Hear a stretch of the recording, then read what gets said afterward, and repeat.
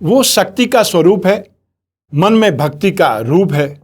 कड़कती ठंड में सुहानी धूप है, जो हर संकट में हाथ थामे वो मां दुर्गा का रूप है। भले कुछ ना चढ़ाओ नवरात्र में मां की थाली में, पर याद रहे मां शब्द ना चढ़े किसी भी गाली में। नमस्कार, मैं हूं कमल श्रीमाली। आप सभी का बहुत बहुत स्वागत करता हूं आपके अपने चैनल में और नवरात्रि घट स्थापना के मुहूर्त के इस विशेष एपिसोड में। इस बार शारदीय नवरात्र में कई वर्षों बाद में शुभ संयोग बन रहे हैं। ग्रह नक्षत्रों के ये संयोग बहुत खास रहेंगे। इस वर्ष कोई तिथि क्षय नहीं होने से नवरात्रा पूरे 9 दिन के रहेंगे। इस बार नवरात्रि तुला के सूर्य और तुला राशि के चंद्रमा में आरंभ हो रही है। इस दिन प्रातः सूर्य लग्न में नीच राशि के होंगे। यह अत्यंत दुर्लभ स्थिति है जो कि लगभग 20 वर्ष बाद हो रही है। इस बार की शारदीय नवरात्रि अत्यंत महत्वपूर्ण भी है, क्योंकि इस बार पूरे 58 वर्षों के बाद में शनि मकर राशि में और बृहस्पति धनु राशि में रहेंगे। इससे पहले ऐसा योग वर्ष 1962 में बना था। आश्विन मास में अधिक मास लगने व 1 महीने के अंतराल पर नवरात्र आरंभ होने का संयोग 165 वर्ष पहले बना था। तो ऐसी स्थिति में इस बार नवरात्रि में विशेष संयोगों की भरमार है। दुर्गा मां के शक्ति स्वरूप का आराधना पर्व है नवरात्रि। जगत जननी के प्रति कृतज्ञता व्यक्त करता भक्त समूह देवी के तेजोमय स्वरूप से एकाकार हो जाता है। पूजा अर्चना, भजन कीर्तन, गरबे, व्रत और रात्रि जागरण मानो समस्त सृष्टि उत्सवमय होकर के मां के चरणों में नतमस्तक होने को आतुर उठती है। अखिल ब्रह्मांड की महाशक्ति, ऐश्वर्य व ज्ञान की अधिष्ठात्री मां जगदम्बे के 9 रूपों की उपासना का अवसर पाकर के हम सभी धन्य हो जाते हैं। आद्य शक्ति के प्रति भक्ति, आस्था सभी जगह एक सी है। यह और बात है कि कश्मीर से कन्याकुमारी तक उन्हें कई नामों से पुकारा जाता है। हिमालय पर यानी पर्वतों पर जो उमा है, कश्मीर में वही मां अंबे भक्तों के लिए अंबा का रूप ले लेती है।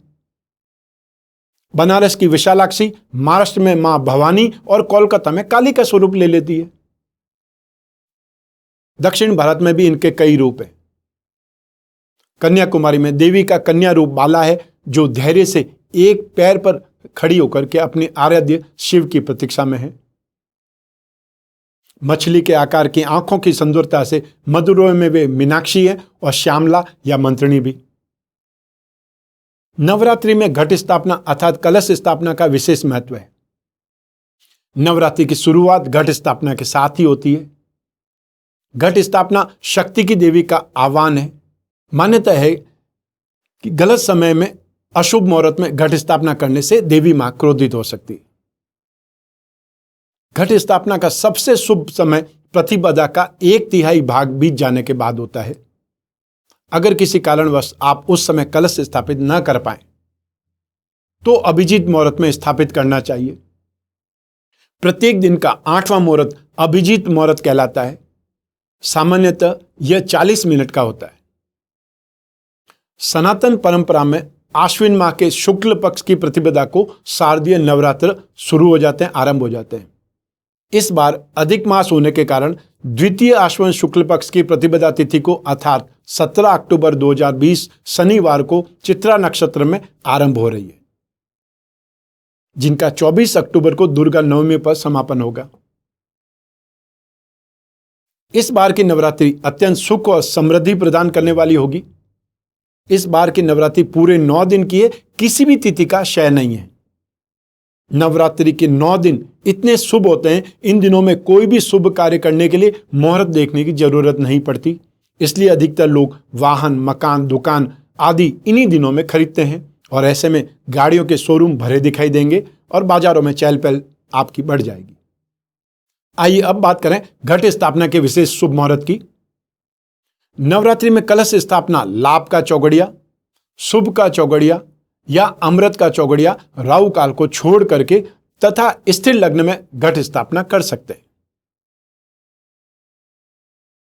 तो सबसे पहले प्रातः काल में 8:12 से 9:37 तक शुभ के चौगड़े मुहूर्त में राहु काल आरंभ हो जाने से पहले ही स्थापना करना श्रेष्ठ रहेगा।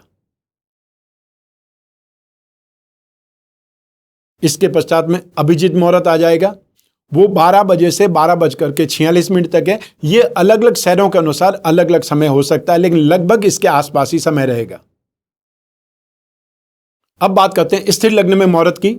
स्थिर लग्न 4 है और स्थिर लग्न में सिंह लग्न अर्धरात्रि में आएगा। यह समय घट स्थापना की योग्य नहीं है। इसके अतिरिक्त 3 स्थिर लग्न का समय काल आप उपयोग कर सकते हैं। सबसे पहले वृश्चिक लग्न, वो प्रातः में 8:16 से लगा करके 10:31 तक रहेगा।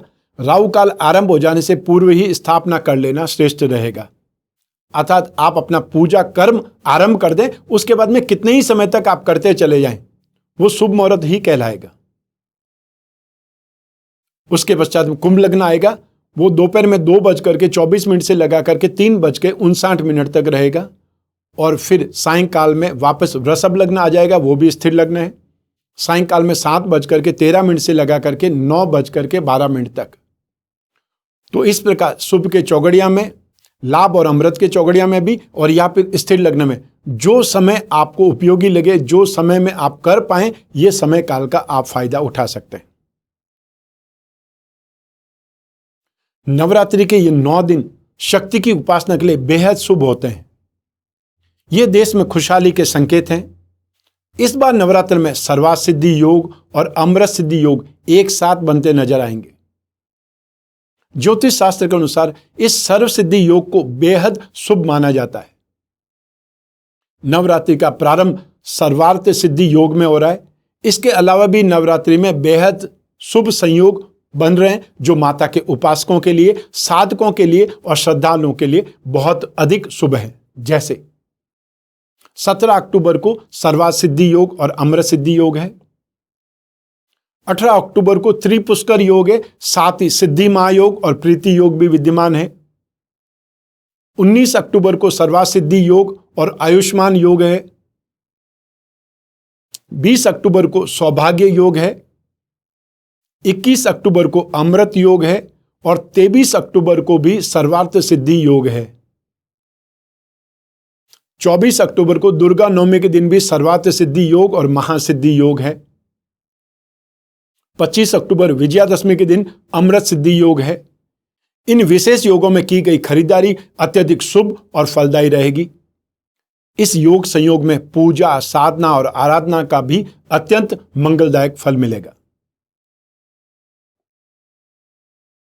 शारदीय नवरात्रि में 2 शनिवार आएंगे। यह अत्यंत शुभ संयोग है, क्योंकि शनिवार को दुर्गा पूजा का 1000 गुना, लाख गुना नहीं, करोड़ गुना फल मिलता है।